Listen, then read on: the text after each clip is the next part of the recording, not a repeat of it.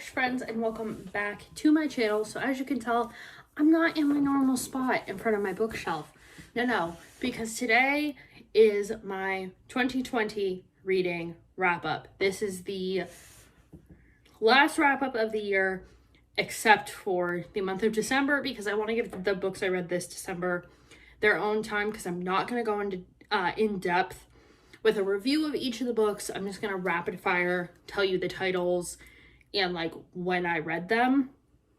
But before I do that, I want to go through my reading stats with you guys, because this year I did use the call pile method. I used Book Roast's spreadsheet that she puts out on Google. It's a Google sheet, and then you just fill it in with your own stuff, like you make a copy so you can edit it yourself. But in order to do all that, I have to be in front of a computer, and since I don't have a laptop anymore, I brought you to my computer desk. So we are going to talk about what I read this year and, all of my stats and whatnot. So let's talk about it. All right, so looking at my graphs here, first and foremost, we have how many books I read per month, including any of my DNFs. So as you can see, January started off good with 11. February and March were about my average. And then obviously July and November, I read 15 books, which is a lot. So I stuck anywhere between 7 and 8 books a month. That is where I wanted to be. That felt really comfortable. And like I wasn't rushing. The months I read 15 is usually because I read a lot of graphic novels in those months.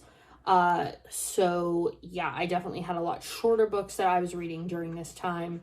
But you can see I finished 108 books, which is the most I have probably ever read in 1 year ever, even when I was in school. So yeah, and 110 total with only 2 DNFs. Now I DNF'd one in September, and that was Honey Girl, and then in December I just didn't end up finishing North's Myths and Legends. They were so dense that it just was not happening. So this also does your page numbers, but I'm not sure why these aren't showing up. Usually, oh, here we go. If I just scroll over top of them, you can see that July was my highest page number with 4,768 pages read. And in total, the DNFs, I just counted how many pages I read of those. 35,112 pages read this year. And that is at the time of recording this. So that number is going to go up throughout December. So just like kind of ignore December altogether. Languages read in, obviously there's nothing special there because I only read in English. I only speak one language. 2 DNFs, like I said, and then here we have my reading method. So audiobooks, 48 audiobooks at the time of recording this.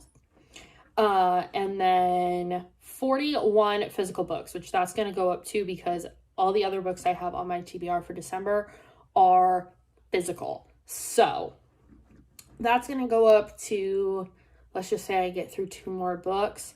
But you can see how I read things. So mixed media, I counted as if I listened to part of it and read part of it for any reason. So 13.6% of the books I read, I either listened to and read, or, well, yeah, that's really the only way I read them. And then 37.3% was physical, and then 5.5% was ebooks. I really don't love ebooks, but I read 6 of them, and some of those were graphic novels. Main reasons for DNFing stuff. It says 3 because I DNF'd The Lost Apothecary and they picked it back up later in the year. But my reason for DNFing it that first time was that I was just going to try it at a different time. And the one that everything is sucky, that is Honey Girl. I did not like that one. So, genres, which is right here. You can see I read 18 different genres, with my main one being romance, but fantasy is right after that.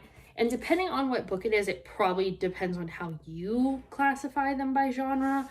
I go off of if I'm not sure, the Amazon rankings and like what other people have said, or how just I feel in general is most important. So some of these fantasies, some people will probably classify as romances more than fantasy, or vice versa. So it's not, you know, gonna solve world hunger if I change the genres or anything. But that being said, yeah, my most read was romance with 18.2%, 10% of my reads being comics, not a whole lot of nonfiction. I only read 2 of those. What are these little ones here? Mythology was the Norse one. Crime, 1%. Science fiction. I did read one science fiction. I liked it this year, which is actually crazy. Paranormal, only 2, and horror, only 2. I'm not... Why is horror in 2 separate things? What? Oh, no, it's just pointing to horror, and I'm not paying attention. Haha. Short stories. What's this other 2? Oh, classics. Yeah, I read a couple classics this year. So overall, yeah, romance was my main genre. Not surprising. Fantasy, not surprising. And comics, not surprising. Mystery thriller, I feel like, can be interchangeable. I guess it just depends on how you classify them. But yeah, those were almost tied. And then adventure books. Length of the books I read. This one I think is hard because with reading like kids books and everything, it skews the numbers a little bit. I mean, obviously the numbers are accurate, but it's gonna look like I only read short books. But my main reading length was books anywhere between 350 and 400 pages, which is kind of my wheelhouse. Anything bigger than that, it's really hard for me to get into. I don't even know what this 650 page, I bet that was The Shadow Glass, was 600 and some pages. That's the only one I can think of that I would pick up that I could pay attention to for that long.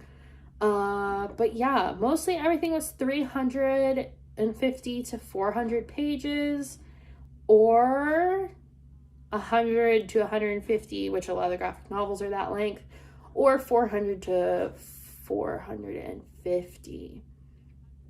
Star rankings. I feel like I need to be more brutal with books, and throughout the year I did that, but I also just read a lot of good books, and I'm not going to apologize for that. So most of the books I read this year were 4 stars, with 36% of my books being 4 stars, and that makes 39 books as of today being 4 stars. Age category, a shock to no one, almost half of what I read was young adult, which was 43.6%, and that's 48 out of the 108 books that I read. Publication year, most of them were from 2020.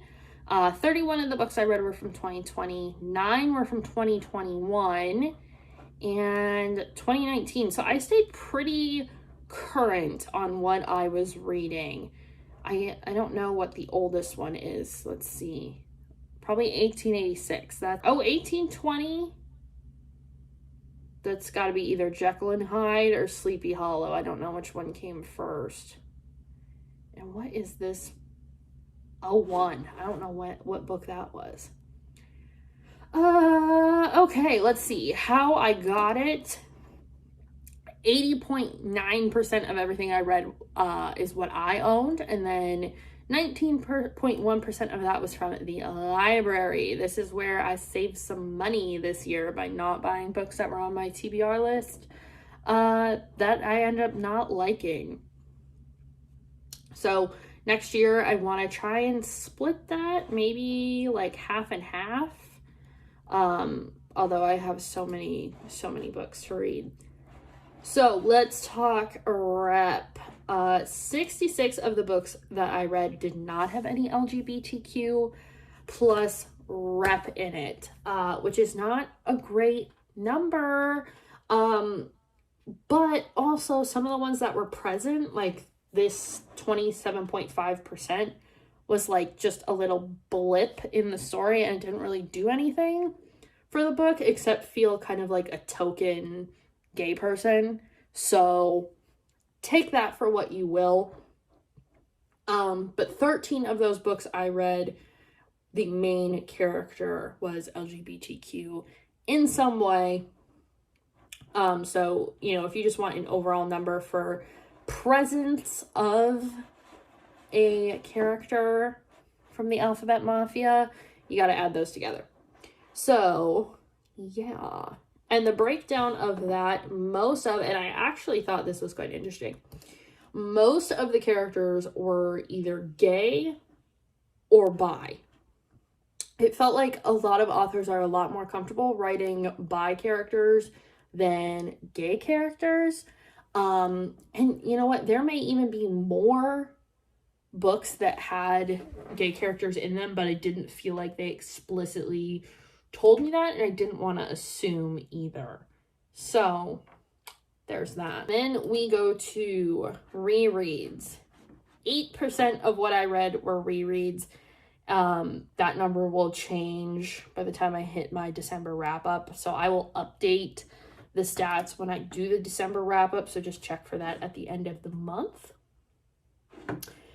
Series, I finished 6 of them this year. It's less than I wanted to finish, but I am okay with that. It is a good start. 40%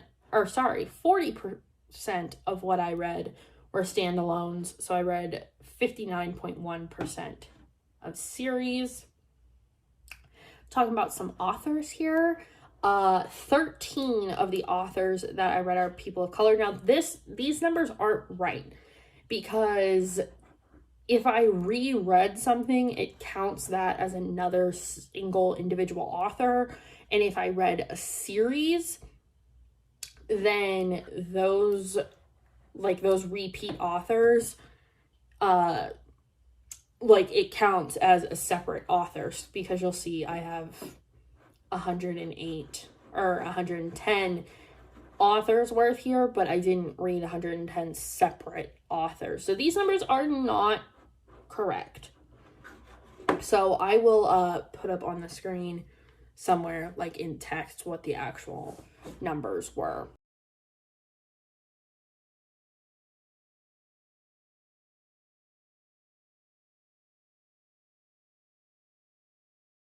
And then same goes for over here, written by women was the majority, and it's saying 79%. That's not 100% accurate.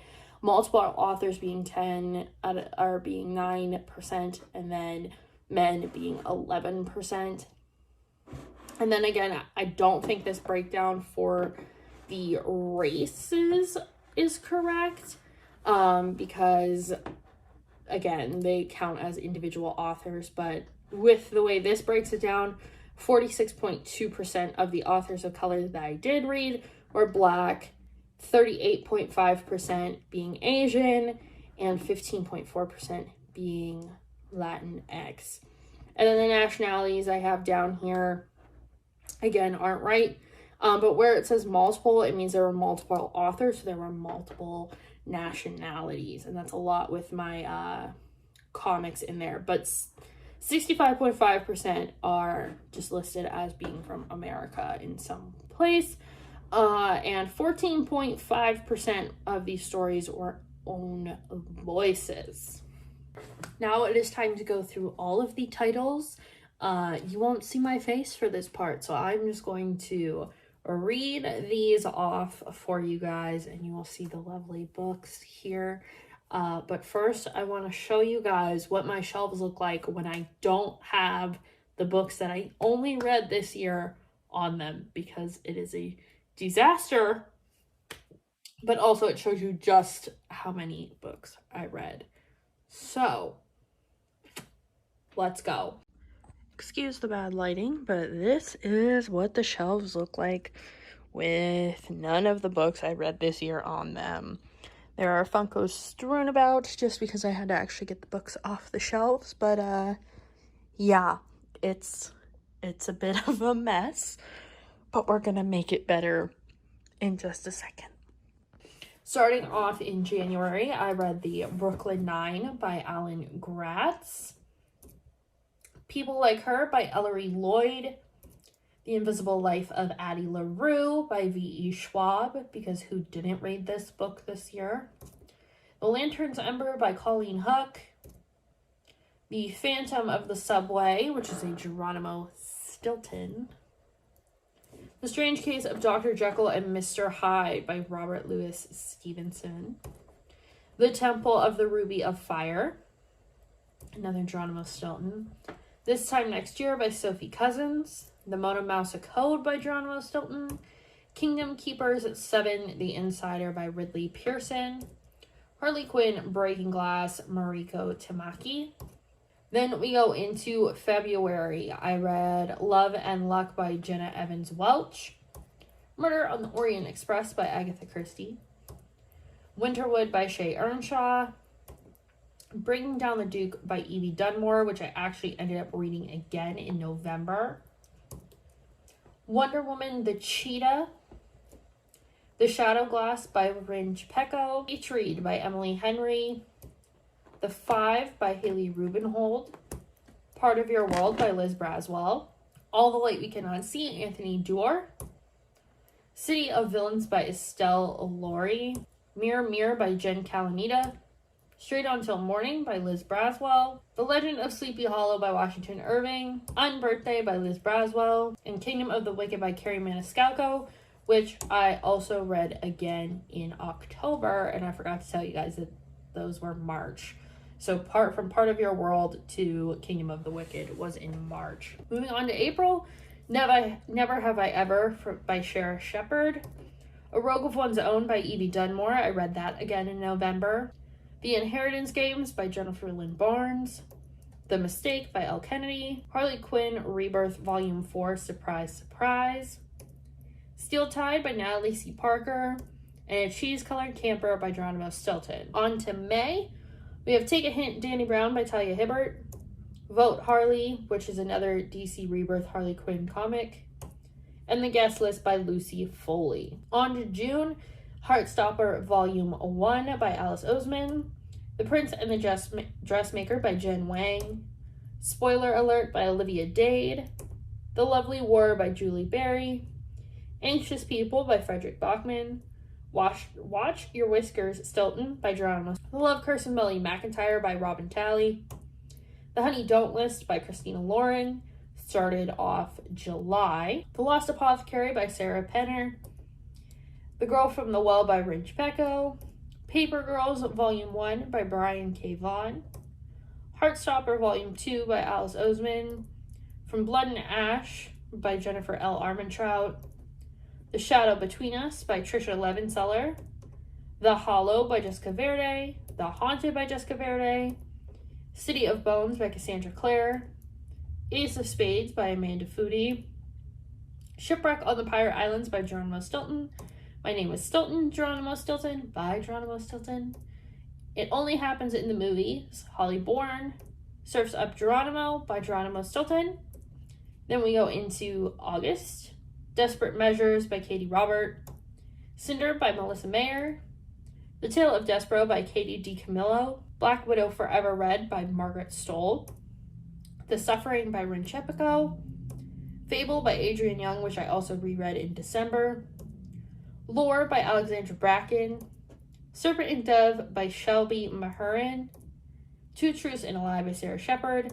Hide and Seek by Sarah Shepard. Primer. The Hazelwood by Melissa Albert. The Ravens.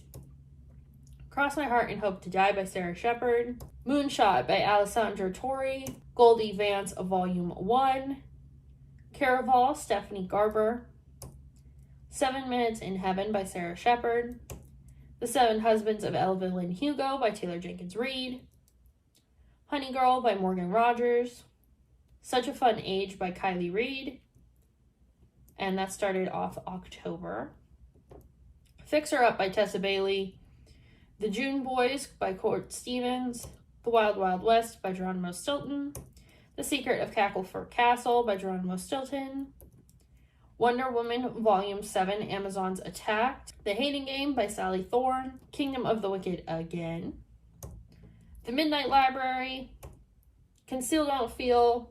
started off November. Cool Demons Volume 2. Ghosted in LA by Cinna Grace. The Strange Case of the Alchemist's Daughter by Theodora Goss. Moonstruck by Grace Ellis. Kingdom of the Curse by Carrie Maniscalco.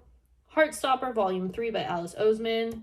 Bringing Down the Duke by Evie Dunmore again. A Rogue of One's Own by Evie Dunmore again. The New 52 Wonder Woman Volume 2 Guts. Trinity by Matt Wagner. The Love Hypothesis by Ali Hazelwood. Go the Distance by Jen Kalanita. House of Gucci by Sarah Gay Forden. Love Her or Lose Her by Tessa Bailey. Tools of Engagement by Tessa Bailey started off December. Home Before Dark by Riley Sager. Legendary by Stephanie Garber. Norse Mythology and Tales. The Tourist Attraction by Sarah Morgenthaler. Mistletoe and Mr. Right by Sarah Morgenthaler. And Fable by Adrienne Young again. So, that is all the books I have read as of December 14th. So this is a lot of books, but I'm still reading until the 31st, the very last day. So if you want to see if any books got added to this, make sure you subscribe, because I will have just my December reviews coming up at the end of the month. And if you guys like this video, let me know down below, and I will see you guys in the next one.